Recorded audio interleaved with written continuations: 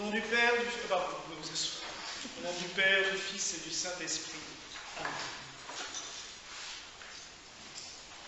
Il est sympathique, déjà, pour une femme prêtre de célébrer sa première messe le jour de Notre-Dame du Rosaire. Deuxièmement, parce que ça nous a permis tout de suite d'inaugurer l'habit que la paroisse t'a offert, que les paroissiens t'ont offert en se cotisant, puisque ça tombe bien, on a choisi une chasuble bleue. Mais je pensais à ce que je t'ai dit avant la messe. Je sais que ça t'aurait gêné et ça t'embêtait, mais en Alsace, on a une belle tradition qui est que lors de la première messe d'un jeune prêtre dans son village, on lui met une couronne de roses sur la tête. C'est vrai que ça se fait beaucoup ici, et j'ai vu que même à Soufflenheim, encore il y a quelques semaines, pour la première messe d'un prêtre issu du village, on l'a cherché à son domicile en procession, et on lui a mis une couronne de fleurs sur la tête, et ils sont venus jusqu'à l'église avec... C'est aussi pour cela que je tenais à ce que tu fasses la procession, puisque c'est vraiment une tradition que d'accueillir le jeune prêtre, le nouveau prêtre à l'entrée, et qu'il vienne en procession dans l'église pour célébrer. Pourquoi est-ce que je parle de cette couronne de roses? Tout simplement parce que la fête que nous célébrons aujourd'hui vient justement de cette couronne de roses qu'à une certaine époque on mettait aux jeunes prêtres, mais aussi aux jeunes filles dans les villages. Et dans le nord de la France, cette tradition est restée jusqu'à tard, puisqu'on connaissait tous la tradition des rosières, cette jeune fille présumée vierge et pure, à qui on honorait dans le village pour sa pureté, pour le fait d'avoir gardé sa virginité, et on lui mettait une couronne de roses. Il était aussi tradition de tresser des couronnes de roses pour mettre sur la statue, sur la tête de la statue de la Vierge. Puis, il y a eu une coutume qui a commencé à se faire de plus en plus importante, d'égrener des « Je vous salue Marie » avec une corde. À l'époque, c'était une corde, on faisait des nœuds dessus. Et avec cette corde, comme cette tradition d'égrener une prière en prenant une corde à nœuds pour le dire, cette tradition n'est pas chrétienne, il faut tout de suite être honnête et le dire. Il n'y a pas que chez les chrétiens que l'on fait un chapelet, on le trouve dans l'islam, on le trouve dans l'orthodoxie, en Orient, avec d'autres prières, on le trouve dans le bouddhisme, où il récite aussi les mantras, et dans l'hindouisme aussi. Cette fête, c'est de prier de manière, je dirais, méditative, même si, et on nous l'a dit pendant longtemps, moi je sais que je suis d'une génération où la plupart des curés nous disaient « Ouf, ce rabâchage de « Je vous salue Marie », ils n'aimaient pas ça. Et je me souviens que certains de mes amis séminaristes, quand ils osaient prier le chapelet au séminaire à Strasbourg, ils se faisaient, mais alors, engueuler vertement parce que ça sert à rien. Bah, le chapelet, comme ça, c'est difficile souvent pour les gens de répéter la même prière, surtout quand on est tout seul. Mais le fait de répéter une phrase nous permet tout simplement de sortir de notre conscient. Un de mes amis aurait dit de faire un stop dans notre cerveau. Vous aurez remarqué que votre cerveau, ce qu'on appelle le mental, a tendance à tourner toujours en boucle. Dès qu'on arrête 2 minutes, on se dit « je ne pense plus à rien ». Ça ne dure pas 10 secondes que vous avez un flot, comme un film qui démarre et il y a tout qui défile. Hop, et le cerveau ne s'arrête jamais. Le chapelet et la prière méditative, récitative comme ça, nous permet, en répétant une même prière, en fixant son attention sur cette prière, de sortir du mental, de couper Ça occupe le cerveau, tout simplement. Et pendant ce temps-là, notre cœur et notre âme peuvent se mettre en connexion avec le divin. C'est vraiment ça l'intérêt de prier le chapelet, de sortir de notre mental qui nous emprisonne en permanence. Mais là où c'est peut-être plus intéressant chez nous, c'est qu'on ne va pas répéter des prières bêtement. Très vite, grâce à des saints comme saint Dominique, et plus tard, grâce à Grignon de Montfort, dont nous avons une statue là-bas qui est arrivée la semaine dernière, c'est le Père Glenn qui nous l'a offert, on va méditer, on va profiter de ce chapelet pour méditer des mystères. La vie du Christ et de Marie. Mais même les éléments de la vie de Marie qu'on médite nous ramènent au Christ. Et en fait, à prier le chapelet, on va avancer tout doucement avec le Christ. On aura d'abord les mystères joyeux qui nous parlent de l'enfance de Jésus, puis les mystères douloureux où on va l'accompagner dans sa mort, la passion, la mort, puis les mystères glorieux. Pour moi, c'est toujours les plus beaux.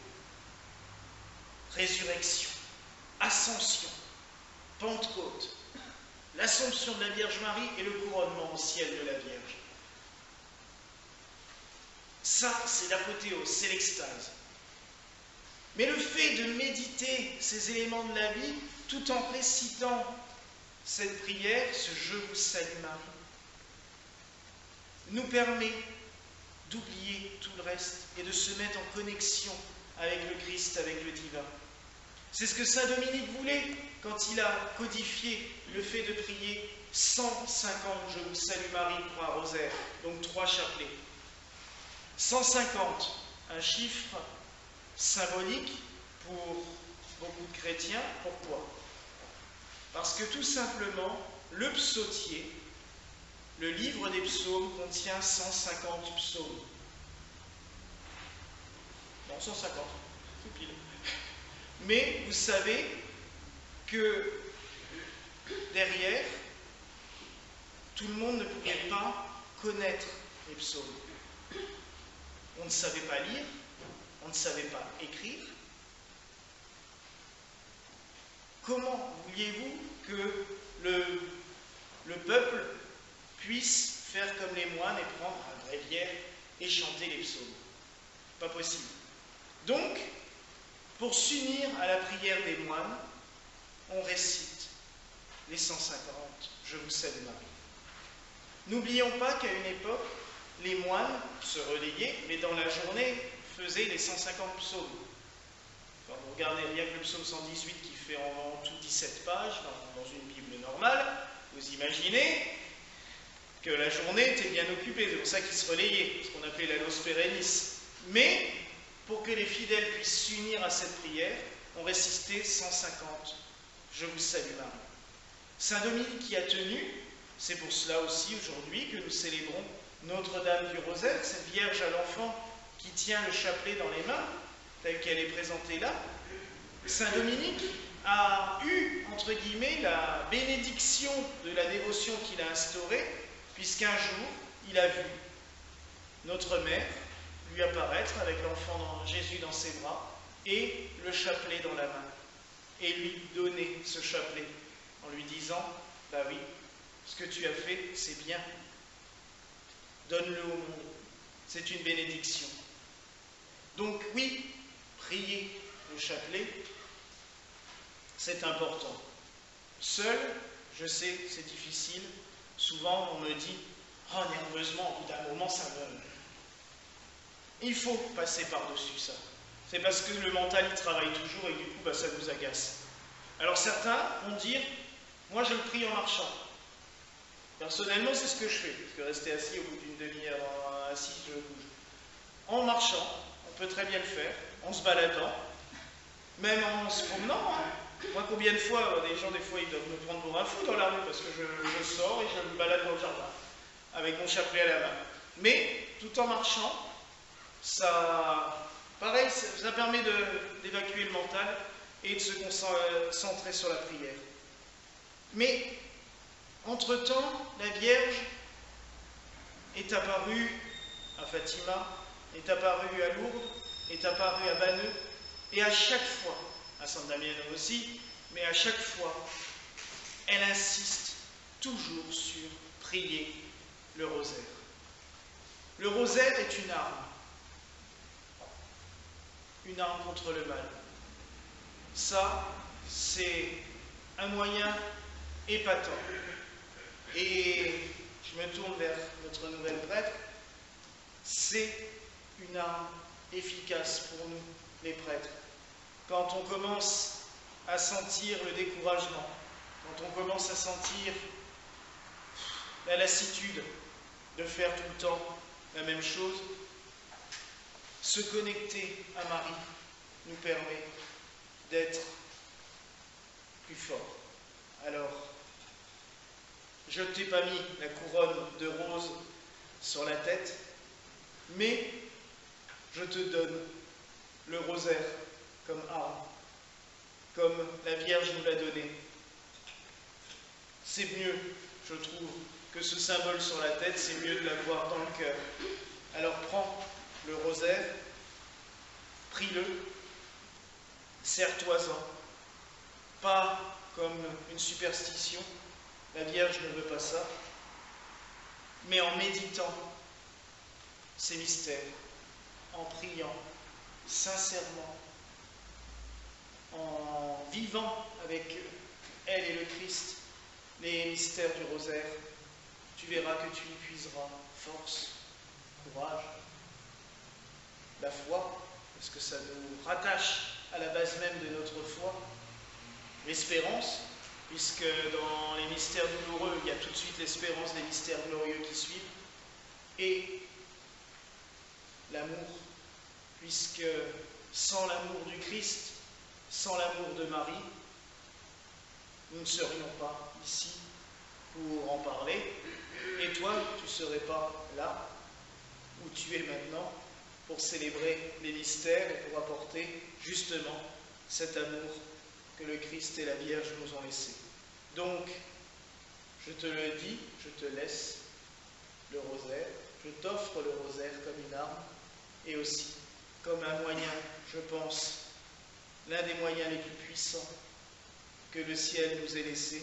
C'est une prière forte, une prière intense, mais une prière qui nous permet de surpasser tous les obstacles. Alors je te souhaite cette grâce de savoir t'en servir et aussi d'inciter tes frères et sœurs à le prier aussi. Et pour nous tous, que Notre-Dame du Rosaire nous protège, veille sur nous, et qu'elle nous permette de rentrer plus profondément dans les mystères de sa vie, dans les mystères de la vie de son Fils, pour que nous puissions les recevoir au plus profond de nos cœurs et que nous puissions les vivre avec une ferveur et une foi renouvelée. Voilà la grâce que je nous souhaite au nom du Père, du Fils et du Saint-Esprit. Amen.